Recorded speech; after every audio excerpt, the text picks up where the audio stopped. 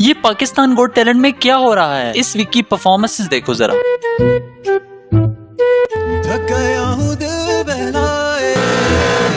ये है पूरे पाकिस्तान का टैलेंट। मैं इधर इतनी तारीफें कर रहा हूँ कि इतना प्रोफेशनल शो लग रहा है। आखिर इन कंटेस्टेंट्स को सिलेक्ट किसने किया है? अब ये मत कहना कि 25 करोड़ की आबादी में यही टैलेंट मिला। रैप आइकॉन के कंटेस्टेंट्स उठकर इधर आ रहे हैं। क्या मतलब आपके पास इतने कंटेस्टेंट्स नहीं है कि दूसरे शो से ही बंदा उठा लिया? एक तो उन लोगों को तमगा इम्तियाज से नवाजना चाहिए जिन्होंने इन कंटेस्टेंट्स को सिलेक्ट किया, और ऊपर से शो के जजेस वो अलग हाई लग रहे हैं। अली जफर भाई ने एक कंटेस्टेंट को पहले रिजेक्ट किया और फिर उसने ये किया,